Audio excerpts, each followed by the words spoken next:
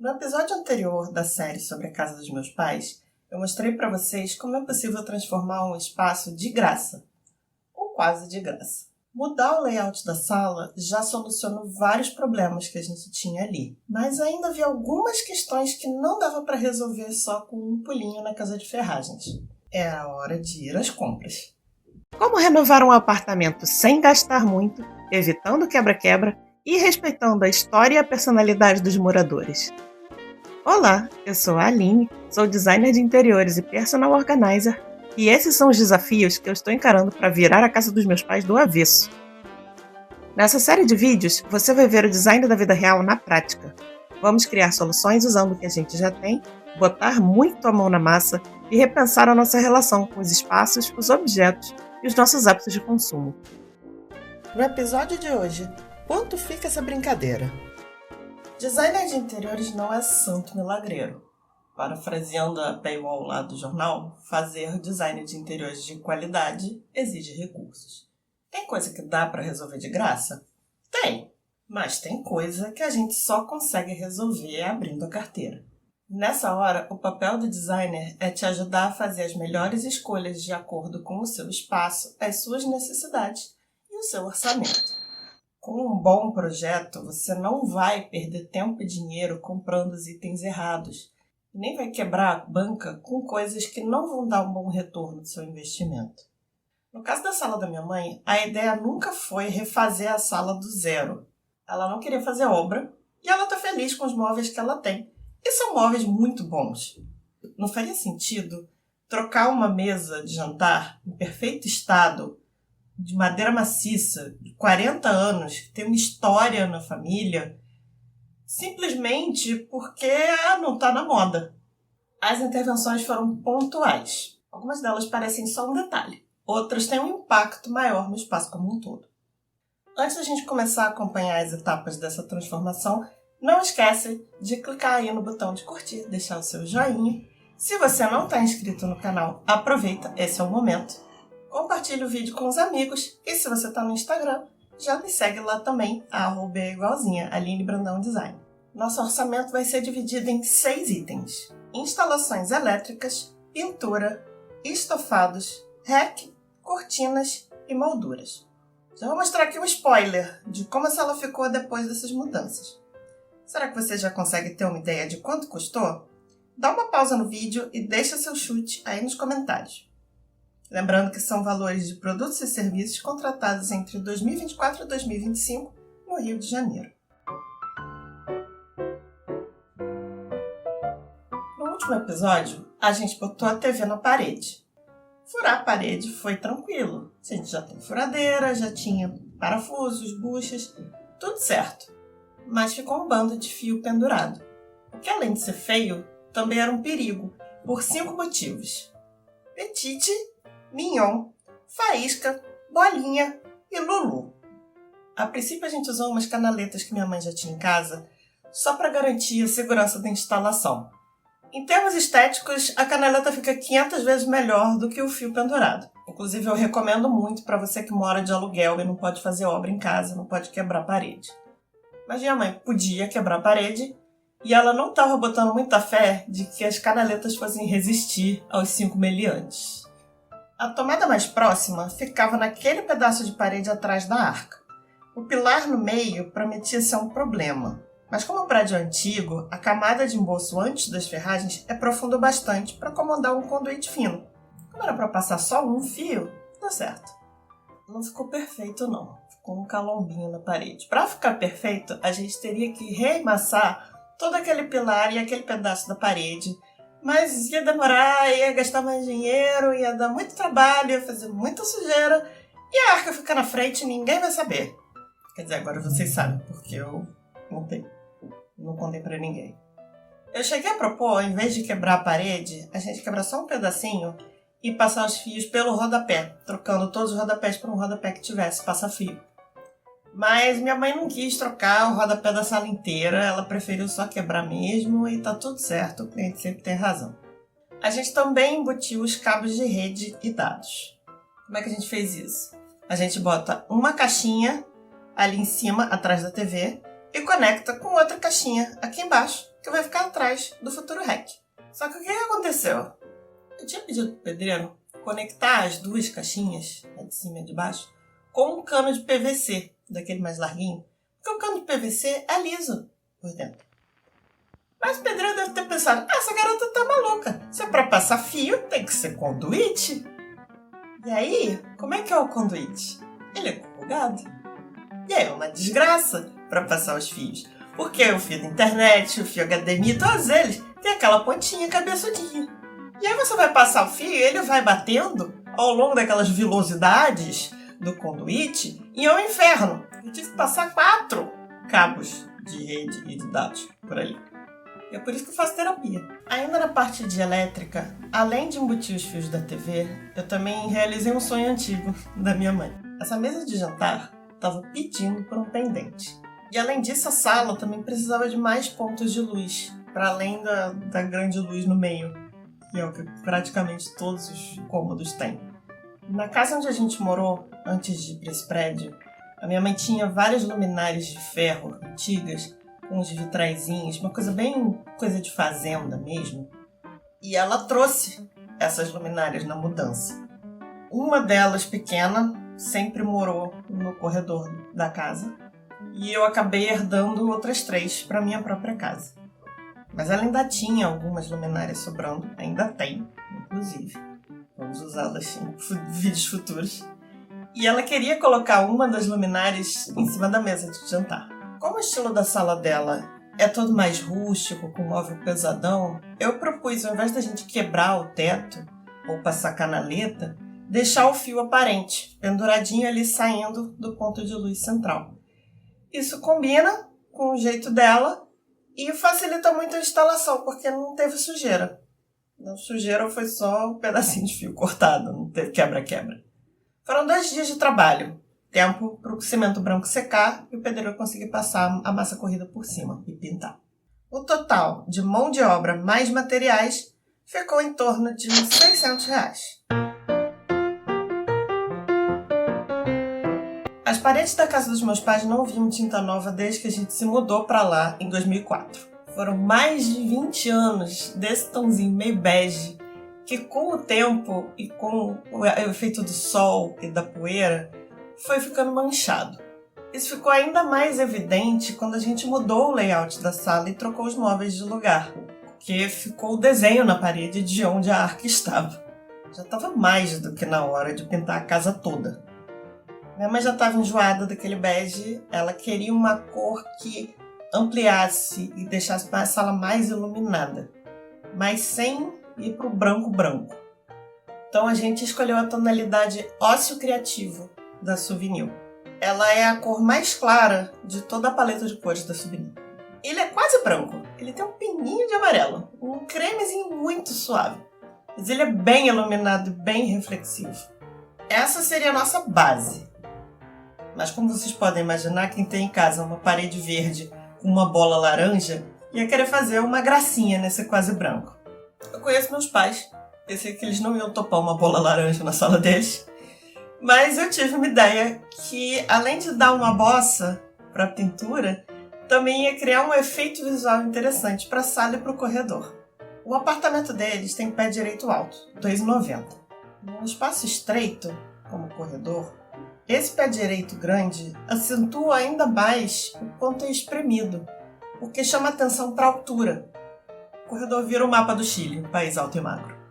Não dava para alargar fisicamente o corredor.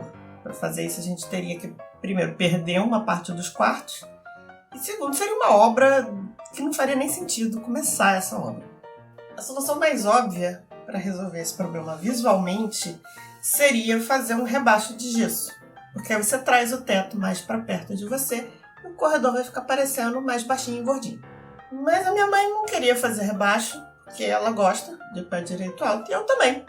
Nada contra o rebaixo de gesso. Gosto muito, inclusive acho muito útil para você fazer outras soluções de iluminação, por exemplo. É muito legal o rebaixo de gesso.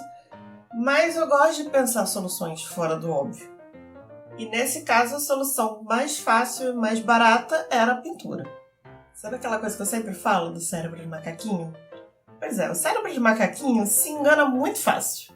Usando pintura, a gente consegue criar vários efeitos visuais que transformam os espaços. É tipo, sabe aquelas regras de vestuário? Que se você quer parecer mais alta, você tem que usar linhas verticais. Se você quer parecer que o seu ombro é mais largo que o seu quadril, você vai usar uma cor mais forte aqui, uma cor mais discreta embaixo. Esse tipo de coisa. Seguindo essa analogia, o nosso corredor estava usando um vestido bege que ia até o pé. A minha proposta foi trocar esse vestido por uma blusa branca e uma saia no mesmo tom de sapato do piso. Pronto. Para o cérebro de macaquinho, aquele corredor que antes era uma tábua, agora tem um corpinho de violão. Ok, não chega tanto. Mas criar essa faixa mais escura na parte inferior da parede faz com que você não enxergue os 2,90 do pé direito como uma coisa só. Então isso diminui esse efeito de uma coisa alta e comprida. Inclusive essa pintura deu mais destaque para os quadros que minha mãe tem no corredor. E aí a gente inicialmente pensou isso para o corredor, mas levou a mesma solução para a sala, que dá uma sensação maior de aconchego, porque você não está numa catedral com o pé direito tão alto, você tem uma faixinha que te envolve. A pintura não teve gasto com mão de obra, porque a gente mesmo colocou a mão na massa. Como os outros cômodos da casa também iam ser pintados, a gente comprou aquele latão grande da Osso Criativo. Mas se fosse só a sala e o corredor, daria para ter sido 1 galão e 2 quartinhos, aquela latinha menor de 800 ml, o que dava um valor aproximado de R$ 420. Para a faixa inferior, na cor cocada, também da Souvenir, foram 3 quartinhos, R$ 164. Já tínhamos bandejas e cabo de rolo. Mas bota aí também mais uma trincha, 2 rolos de pelo de carneiro sintético e 2 rolos de fita crepe. E a gente chega a um total de R$ 694 com a pintura. Em defesa dos gatos, dessa vez a culpa não foi deles. O estofado do sofá e das poltronas já era uma reclamação antiga da minha mãe. Meu pai não reclamava do estofado, mas vocês lembram que no último vídeo ele sentava todo torto, né? Pois é, a principal culpada era a altura da TV, mas as almofadas do sofá também contribuíam para isso. A estrutura dos assentos desse sofá é baixa e é inclinada para trás.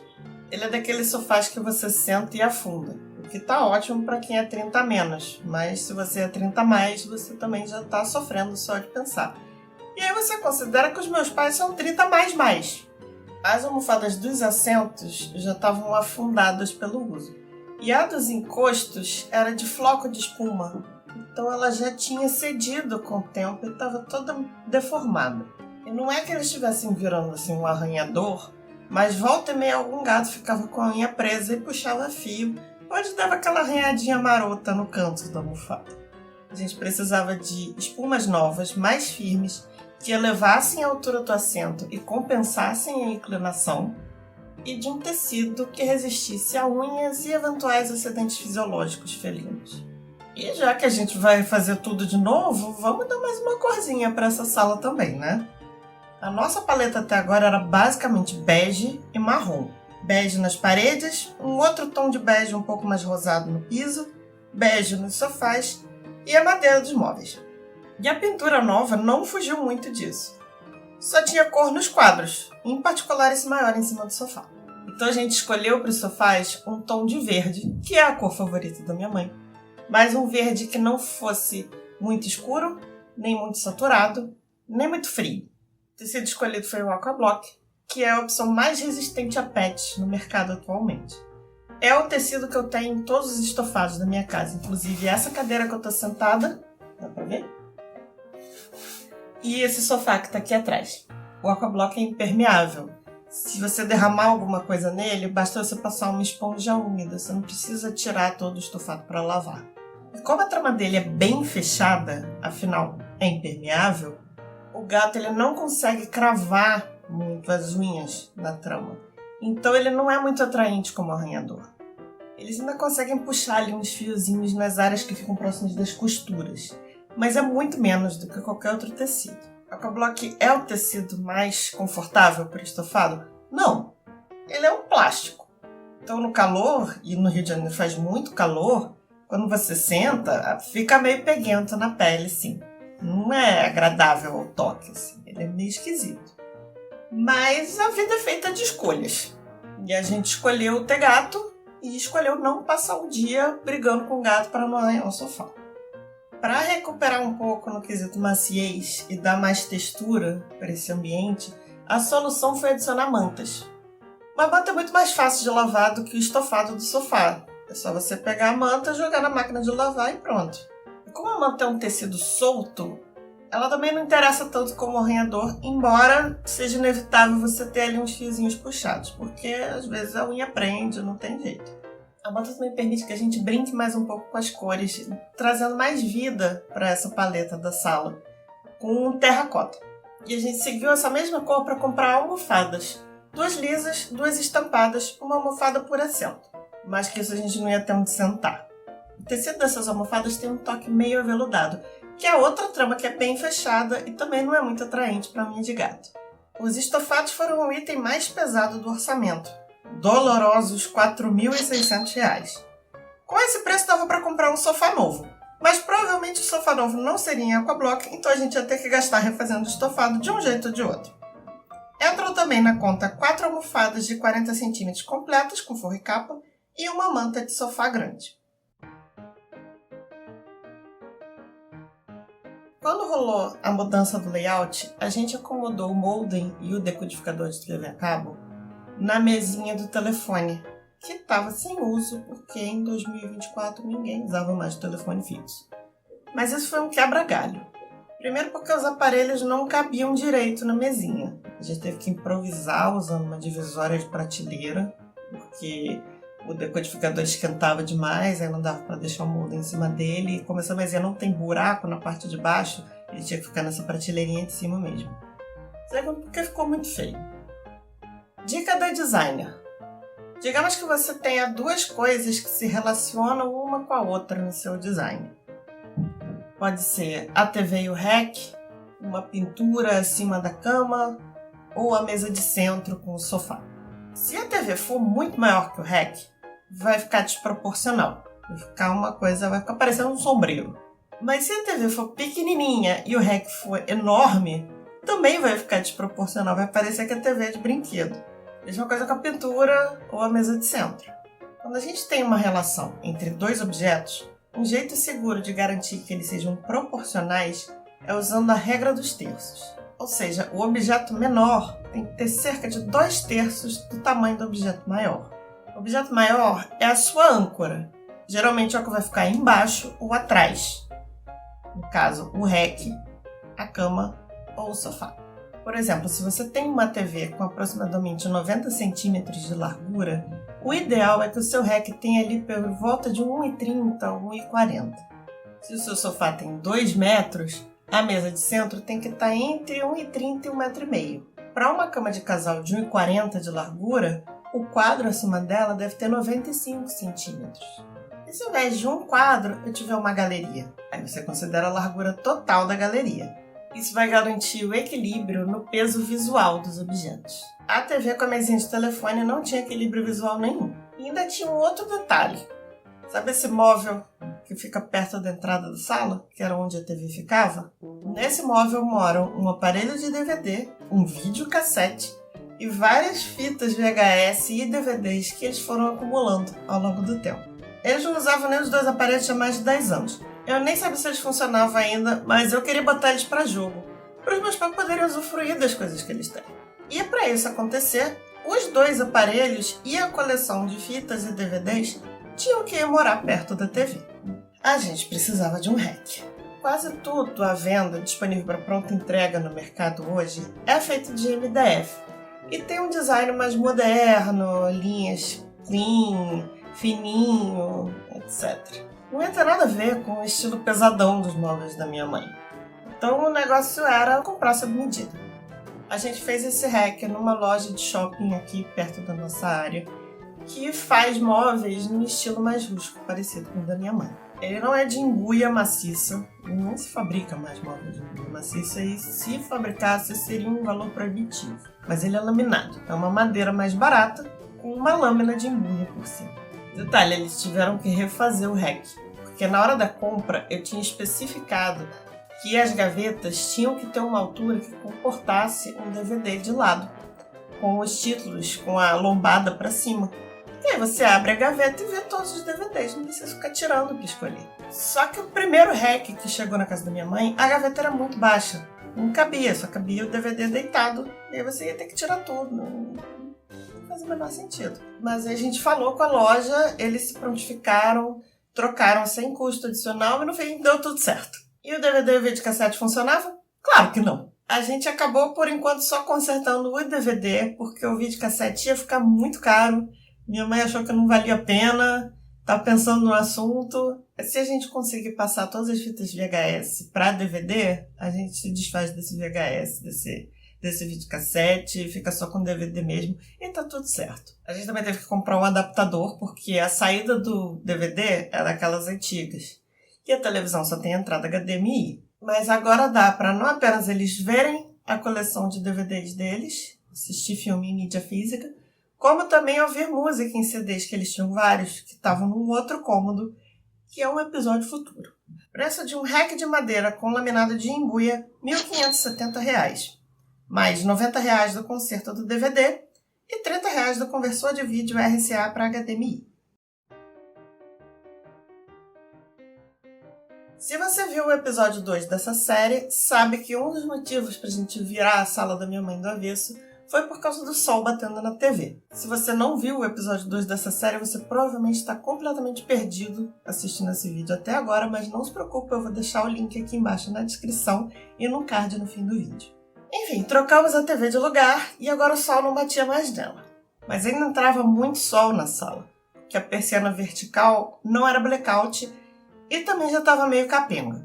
Algumas lâminas dela tinham quebrado, então ela estava banguela, e aquele fiozinho que une as lâminas embaixo estava meio destruído, pois gatos. Dava para consertar? Dava. Mas minha mãe tinha outros planos. Ela queria uma solução que desse mais flexibilidade quanto ao lado de abertura.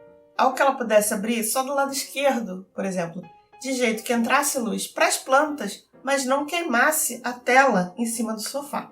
Cortina tradicional estava fora de questão. Gatos. Inclusive, ela tinha uma cortina de tecido no quarto que ela queria se desfazer e botar persianas também. Então, para a sala, a gente escolheu a cortina painel, ou cortina romana. Ela é formada por painéis de tecido que correm num trilho. Ou seja, a abertura pode ficar de qualquer lado. Então, você tem tanta ou até mais flexibilidade do que com a cortina comum. O único porém dela é que ela não encolhe como a cortina tradicional ou a persiana. Você sempre vai ter um trecho da janela que vai ficar coberto pelo painel, pela largura do painel. Aqui nesse caso isso não foi um problema porque além da janela ser bem grande, a gente já tinha a arca tampando um pedaço dela. Então era até vantajoso pra gente, porque isso vai proteger a arca também. E como eu adoro uma solução sustentável, a persiana antiga da sala não foi toda pro lixo. A gente aproveitou as lâminas dela, que ainda estavam boas, para fazer a persiana pro quarto da minha mãe. Não deu para aproveitar o varão e o bandô da sala, mas aproveitando as lâminas já deu uma economiazinha.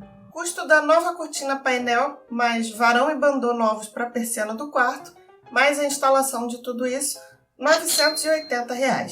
Assim como pro REC, também com uma loja aqui da nossa região. Sempre que eu posso, eu dou prioridade para o comércio e para os prestadores de serviço locais. Isso é uma forma de estimular a economia do local onde a gente mora, além de muitas vezes sair mais em conta. O diabo mora nos detalhes. E nesse projeto aqui, um detalhe muito importante eram os quadros. A minha mãe economiza bastante na decoração da casa dela porque ela pinta os próprios quadros. E assim, não é porque é minha mãe, mas uma arte dessa não seria baratinha não. Esses quadros são lindos. Mas eles estavam só na tela, sem moldura, o que não necessariamente é um problema, especialmente com esses quadros que têm um chassi mais grosso, tipo painel. Porque nesse tipo de tela, muitas vezes o artista pinta a lateral do quadro também. E aí é como se fosse parte da arte em si, pode ficar exposto. Então era uma coisa que precisava? Não precisava. Mas a gente também não precisa de brinco, colar, pulseira, relógio, gravata, cinto. Não precisa. São acessórios que dão um up no nosso visual. As pinturas da minha mãe não seguem um estilo tradicional. As duas mostram recortes de um plano maior. Uma retrata um detalhe arquitetônico e a outra a floração de melicônia. Então não cabia aqui uma moldura no estilo tradicional também. A gente optou pela moldura filete, num tom de madeira similar aos móveis dela. A moldura filete é bem levinha, bem discreta. Ela não fica por cima da tela, ela fica em volta com um espacinho de respiro. Isso torna a moldura filete perfeita para esse tipo de tela painel que tem a lateral pintada também. O moldureiro e vidraceiro aqui do bairro fez as duas molduras e trocou também o vidro do espelho, que já estava todo oxidado, por R$600.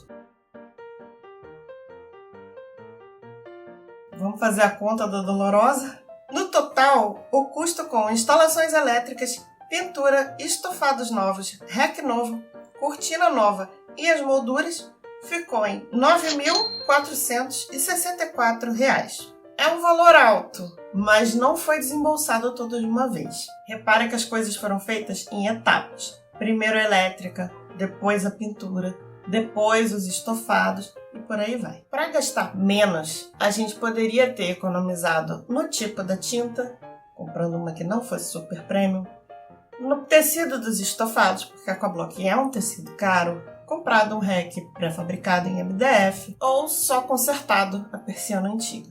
Também dava para gastar mais. A gente podia ter contratado um pintor profissional para fazer as paredes, por exemplo, e a gente não fez grandes intervenções no piso, na estrutura, nada disso. E esses são o antes, o durante e o depois da sala da minha mãe. Como ela estava no comecinho de 2024, como ficou depois da gente virar o layout e como está hoje com os investimentos. Essa ainda não é a forma final dela. A minha mãe é doida para ter um tapete grande e eu também sou doida para botar um tapete nessa sala.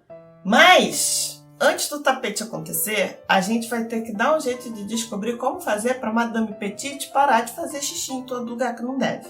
E o design de interiores pode também ajudar no comportamento animal. Outra intervenção que a gente está estudando aqui para a sala da minha mãe é instalar um parquinho de gatos nessa parede aqui, nesse pedaço em torno da TV. Isso vai ampliar o território dos gatos e oferecer mais entretenimento para eles, que pode reduzir o estresse da Petite e mudar os comportamentos de marcação de território dela. Ao invés de fazer xixi, ela pode arranhar, ela pode se esfregar nos móveis. Opções de marcação de território menos nojentas.